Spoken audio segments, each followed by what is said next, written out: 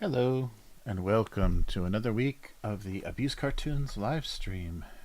I think we're all set up here. Hope everyone is doing well. Just let me know if anything is odd. I think the green screen is somehow working. I keep managing to find things at the convenience store that will key out, so all like yellow and green packages are not good, but that's all I keep finding.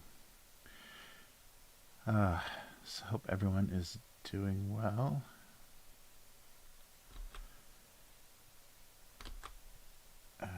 It's very rainy today. It's weird because sometimes it'll only be raining up on the mountain, so by the time you get down to the town, there's nothing going on. And sometimes we get the, if there's a big temperature difference, you'll get that kind of ocean of fog, so you can't see anything in the valley at all. That's usually, yeah, I guess this time of year when we've got like rain and constant changing temperatures, you get really strange fog.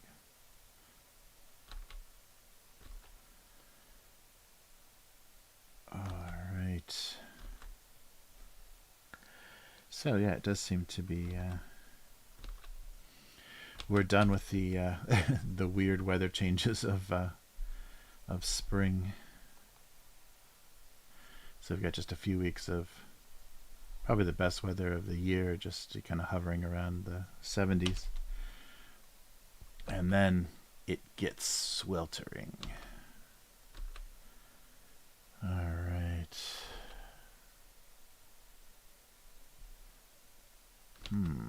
Yeah, I haven't drawn a mailbox in a while.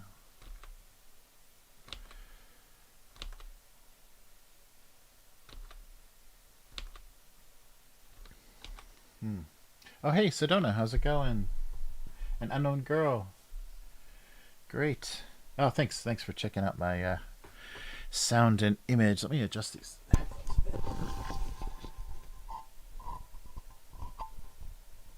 Where's the dial here? Let me see. Like that? Yeah, there we go. Okay. Sorry. I have the mix is a little bit odd, so I want to be able to tell if I get too close to the mic or too far away. But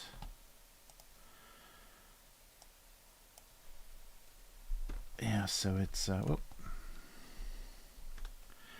not much has changed. I'm deeply unmotivated lately. I haven't gotten anything done. I don't know what's going on.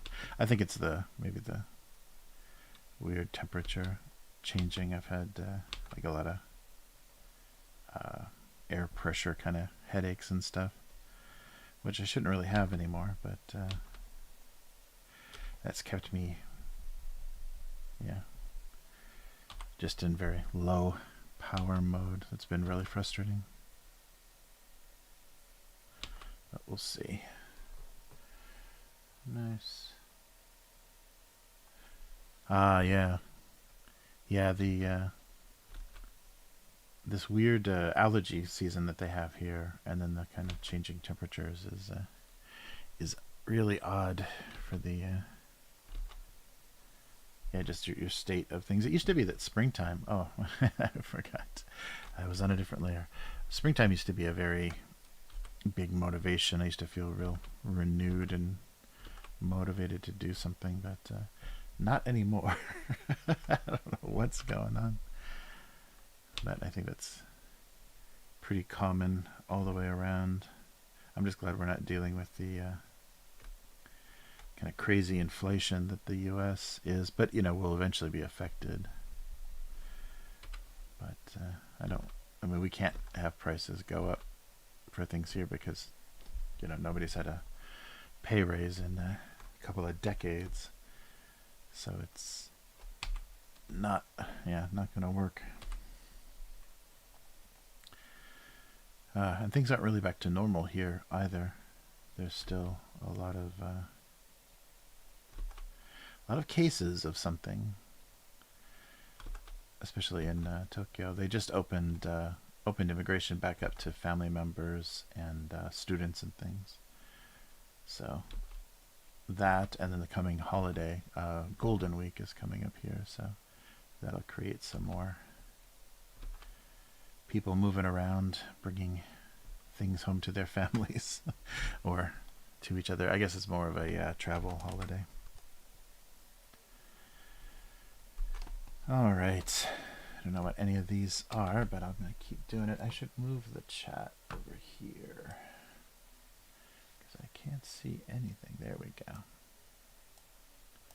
Yeah, but hope everyone's doing well.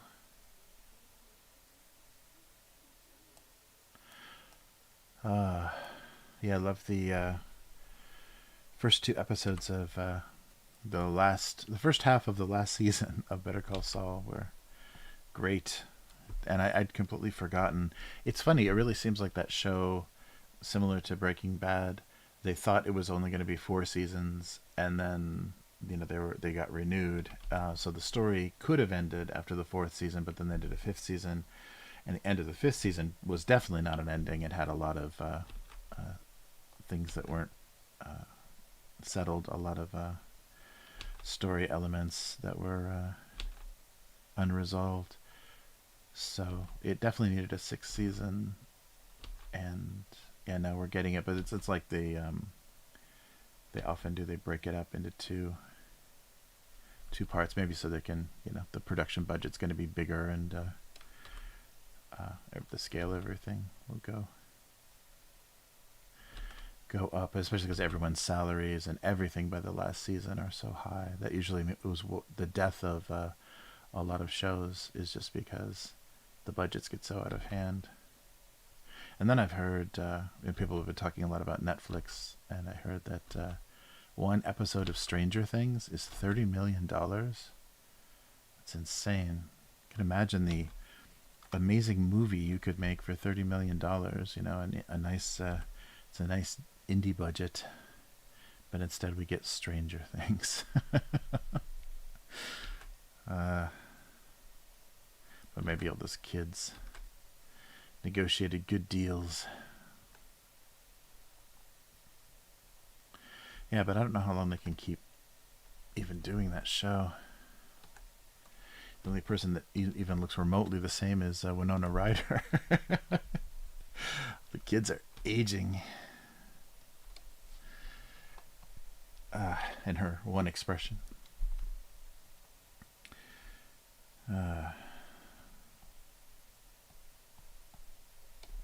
Yeah, I still can't believe when Francis Ford Coppola did Dracula that he cast Winona Ryder and Keanu Reeves to play against each other.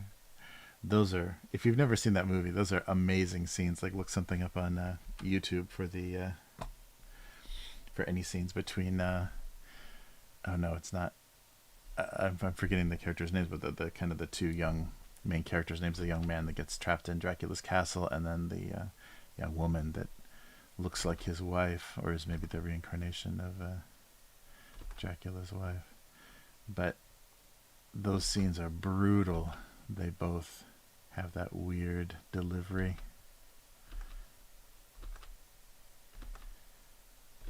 I think they're both trying to do British accents as well.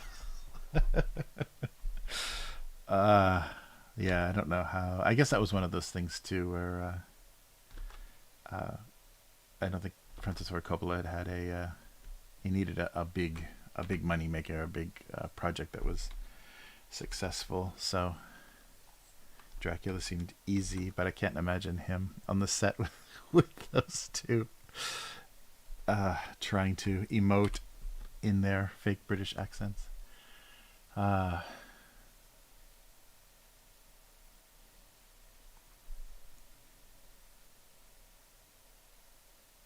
Oh no.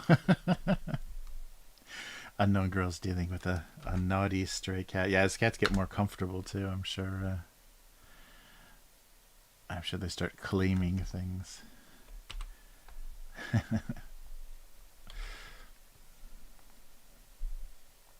Yeah, they do a pretty good job in this area of getting the regular stray cats fixed, so things don't get too crazy. This is the first spring in a while, maybe last. Well, I guess I'm everything's blurring together, but it's been a few years that we haven't had the usual kitten barrage around here, where you're walking down to the train station and you hear the tiny voices of kittens waiting for their mothers to return. It used to be every spring the population would double with all the new kittens. But now the city did like a reimbursement program where if you know there's some cats around, if you can catch them, they'll reimburse you for the surgery. And they also have a program where they have the cage traps, where they were catching some of the more elusive males that were fathering all of the all of the kittens every year. Yeah,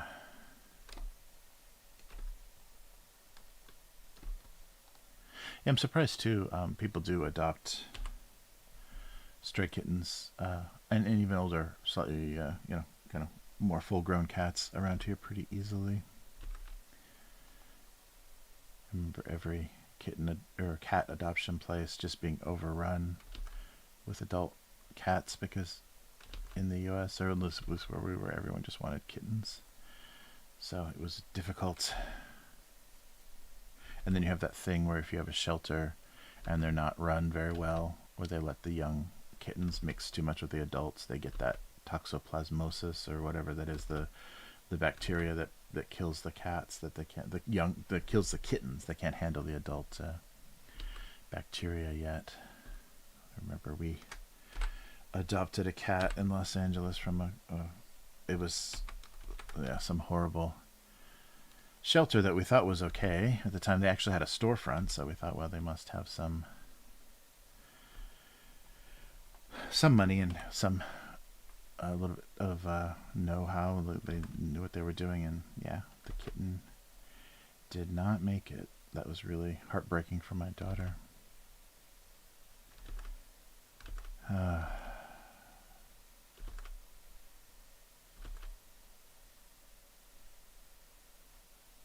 I just remember that shelter being so the interrogation that they gave you if you wanted to adopt a cat was pretty ridiculous.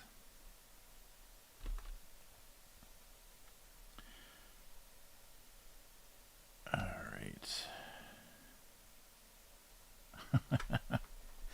I don't know about the handles. Oh.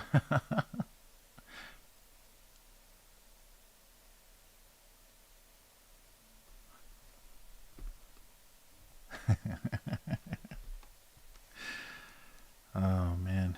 Yeah, that's actually nice. That was a real kind of stressful thing, because the cats grow up so fast that you worry when they're born in the spring, you worry by the time that it starts to get cold what's going to happen to them, because there's little crowds of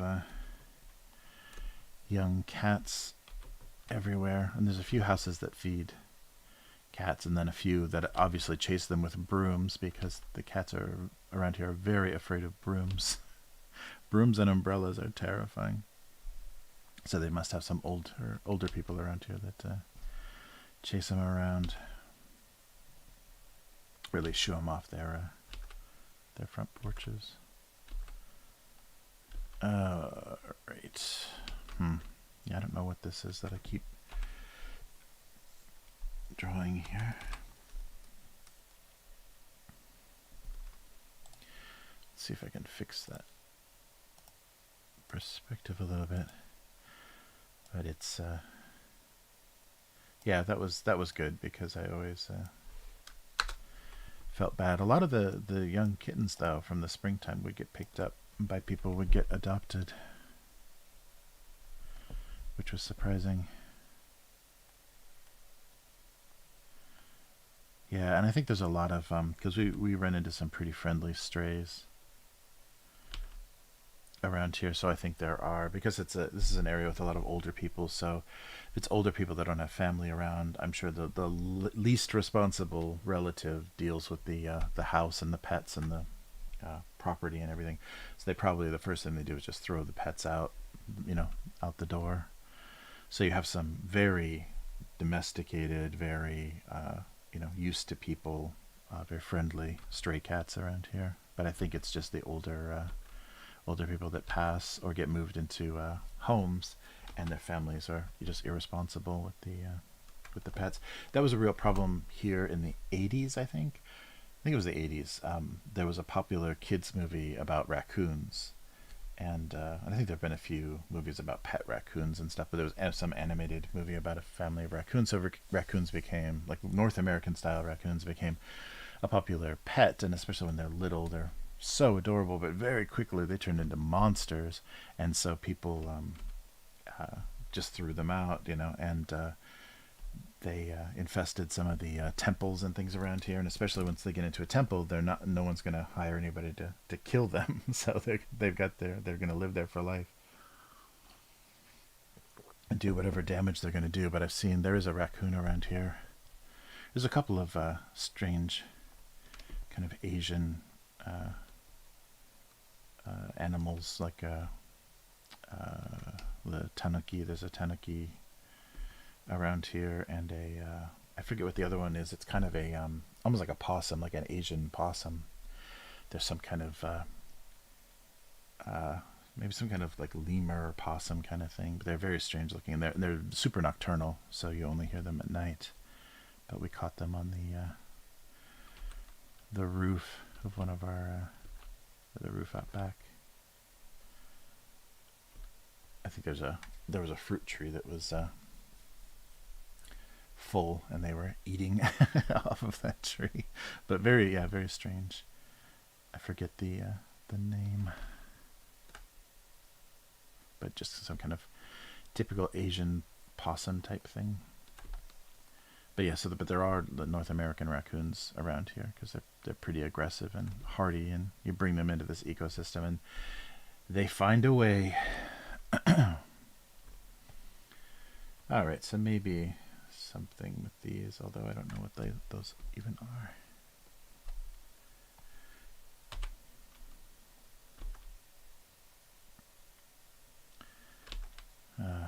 Yeah, and we're on a mountainside, so there's a lot of forest, so we get strange things moving through. Even though there's a lot of like highways and stuff, that curl around the mountain, you still get weird animals moving through. But it's too developed, and I think it's only in the north that they have the Japanese black bears and stuff. We don't have anything of any consequence. You don't really even hear anything at night. So it's all nocturnal, kind of raccoon type stuff. But they get into stuff. They'll get into things they think is food or edible.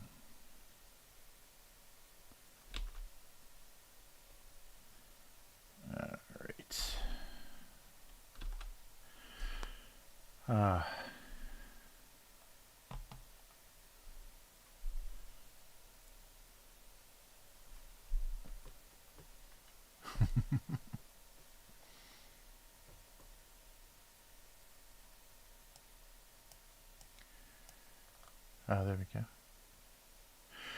Raccoons are they're pretty. They can be pretty aggressive. I think you can. You can. People do try to raise them as pets, but when they get a little bit older, I mean, they've got claws and teeth, and they're pretty aggressive. When they're hungry, I think you don't want to deal with them. The only thing I ever remember dealing with raccoons is they hiss at you. They're always trying to get into your trash, and if you try to scare them off, they'll hiss at you, and they're not very afraid. In a lot of situations, they're not really afraid of people. But they're very strong, and they're pretty aggressive. So very quickly, when they're adults, they start to make terrible pets. If they're not kind of trained well, or they don't adapt well to whatever the situation is.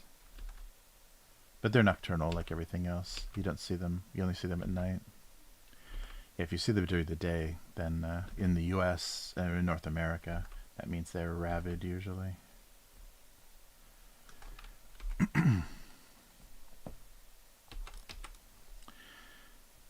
Or just, very, very hungry. But yeah, they're not equipped to deal with them very well here. I don't even think they've got good cages or anything to catch them if they needed to. Whoa, look at that. That's a very, very distorted and badly drawn coffee cup. Yeah, it doesn't look... Yeah, I should redraw that bottom. It didn't look that bad before I flipped it. Yeah, that's the thing. I've never... that's a technique I see a lot of illustrators when they're doing demonstrations and stuff on YouTube. They're doing character designs and stuff, and they're just constantly flipping the drawing back and forth to get it very symmetrical and very even looking. But sometimes that makes things look really static and not very expressive. Yeah, so, and the whole original intent of this cartoon was for it to be a little bit wonky, like intentionally strange. So if stuff is too perfect, like a few of the things that I've drawn with holding that shift key down, have made things a little too perfect, so that ruins it. Oh, I don't have any place for eyes now, do I? Yeah.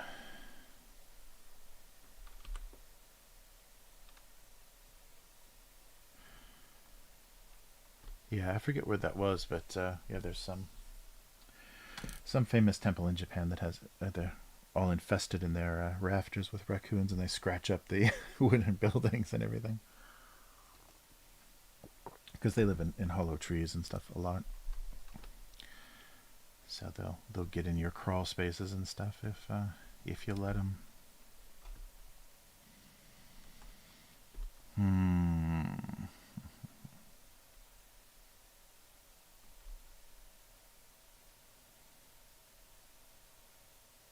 Oh yeah, there was on Japanese television there was a woman that had crazy pets. I don't know what her I think it's they don't have the exotic animal restrictions in Japan the same, but they're just more worried about protecting the agriculture, so they don't want hazardous insects or anything that can like raccoons that can end up causing damage, but it's not so restrictive, so a lot of people have.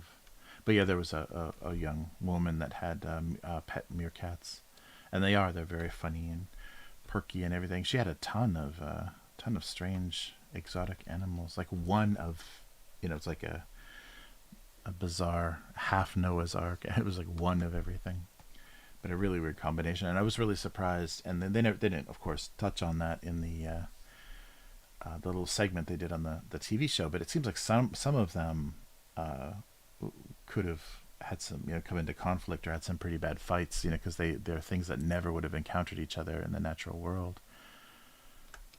But they didn't show us any examples of that. But it looked like things could get out of hand. But I remember, meerkats were one of those things. And then she had a giant, a sheep that needed sheared very badly, and they did that on the show.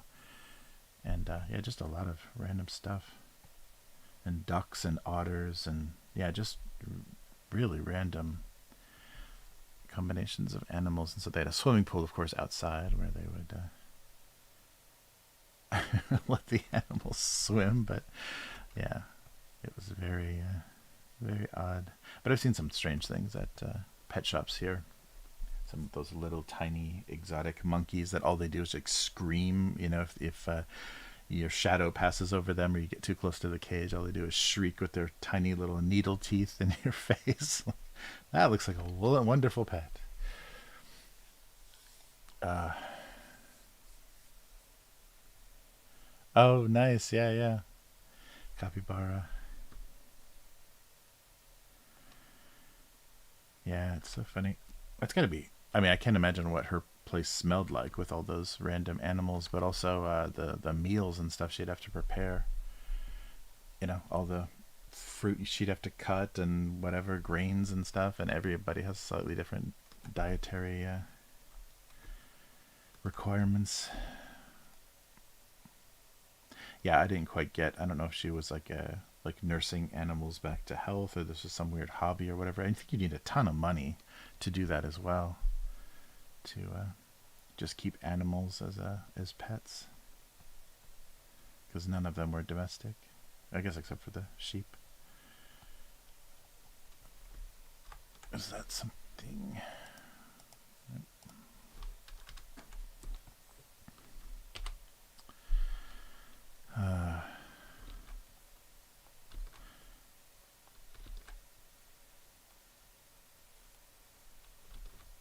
Yeah, I still love those pictures of Melanie Griffith. She grew up. Who was the actress from The Birds? Tippi Hedren. Is that her? Am I getting confused? Some blonde. Her mother's some blonde. I think some Hitchcock blonde. I think it's Tippi Hedren. But yeah, she grew up in a house where I guess her dad or whatever, they had a lion. They had lions. I think multiple lions in their house, maybe in California. And so there's photos of her as a young girl, like lounging on an adult lion by the pool and around her house. And then they made that movie, Roar. I think it's called Roar. That just looked terrifying, and so many of the crew got attacked by the because they mixed. I think they had a mixture of lions and panthers and tigers. They had some really strange. I think there was some preserve or something in, I think it was Africa, where they filmed it, and there's just a house with all these big cats who are running around, and they just filmed the movie kind of improvisationally because the story didn't make any sense at all.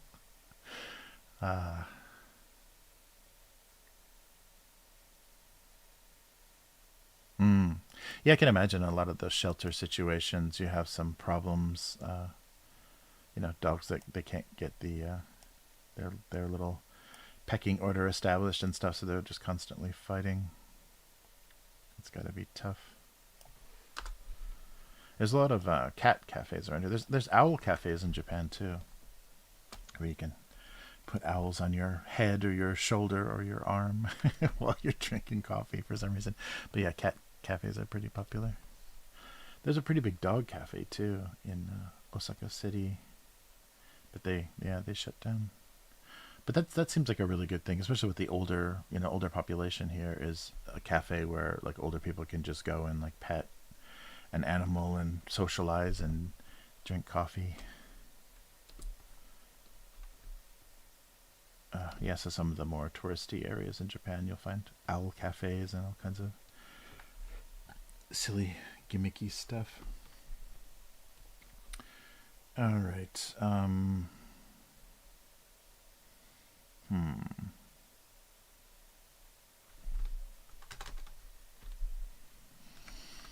Some sort of cases. I guess it look more like cosmetic cases than anything else.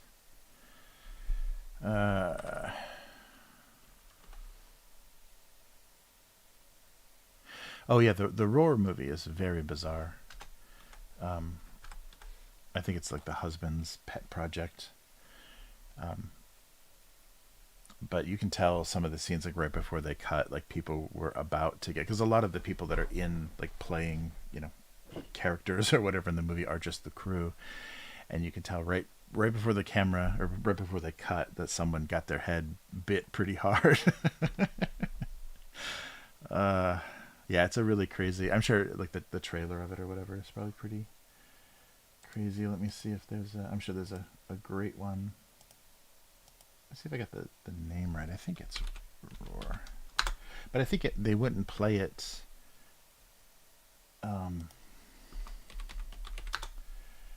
They wouldn't play it in the U.S. Bum, bum, bum. Yeah, trailer. Yeah, I think it's the 70s, from the 70s.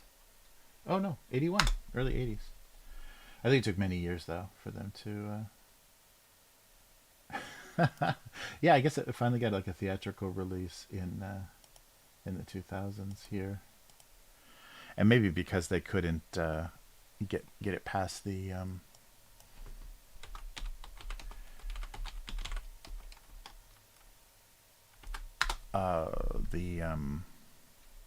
animal cruelty people to get an American release, because it definitely was cruelty to animals to have these big cats all in this one house, just rolling over each other and grabbing the crew. Yeah, I forget. I've watched, somebody did a whole thing about the history of the making of this film, but yeah, it's a weird one to watch because it's very uncomfortable, because you can tell a lot the kids and the family and everyone is just very uncomfortable about the situation. Over a decade, Noel Marshall and Tippi Hedren were trying to make this movie with a bunch of lions. It's like a whole pride of lions in their house. I can't imagine how that smelled, because like the big cat house in zoos is pretty terrible most of the time. I can't imagine. But everyone is so afraid. Yeah, it's a very tense movie. And there's not a heck of a lot of story, but it's a very tense movie only because there's like actual jeopardy going on.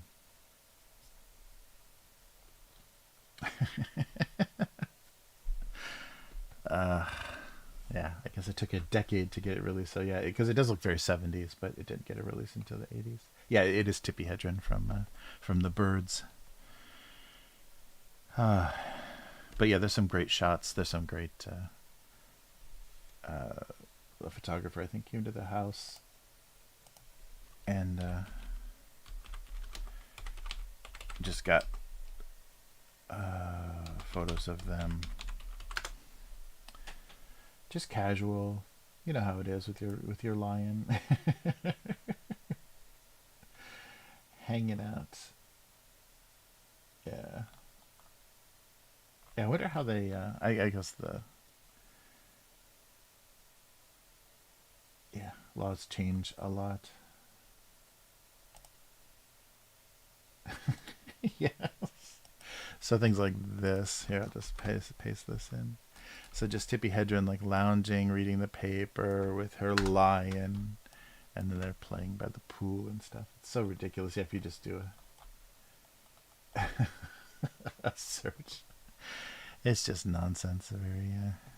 And I guess their intent was probably good. Their intent was like raise awareness for endangered species and things. But yeah, it just looks like a whole bunch of Los Angeles crazy when you see people playing with their lion in the pool. All right.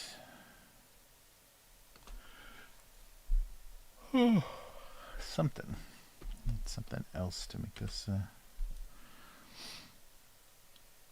more interesting, and maybe fix this side of the cup.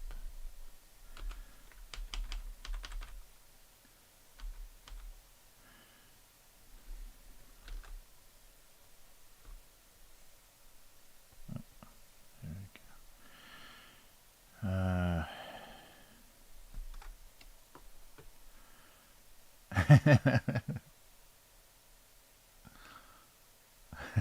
we go. 70 members of the cast and crew were.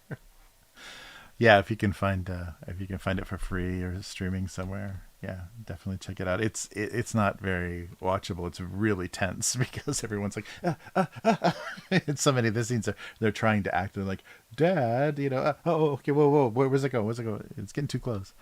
And they're supposed to be afraid. It's supposed to be an unusual situation, and in the film they're supposed to be afraid, but I don't think anyone is actually acting. They're all just really worried about how things are going to go sideways because I don't think there are any handlers on the or any like real movie animal handlers, and that the animals themselves I don't think were trained for film, so just asking for disaster.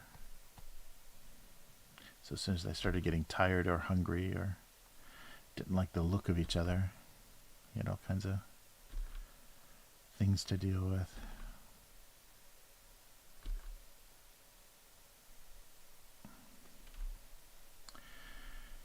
Alright. I don't know.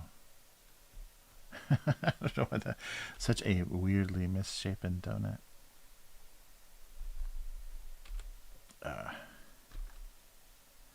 Yeah, but that's one of those weird movie anomalies. Yeah, it might be more fun just to watch someone that watched it, like someone's reaction to it, instead of the film, because it's got that real slow 70s pacing. All right.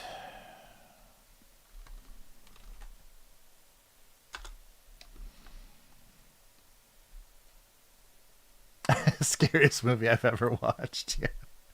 Yeah, because there's nothing like fictional about it.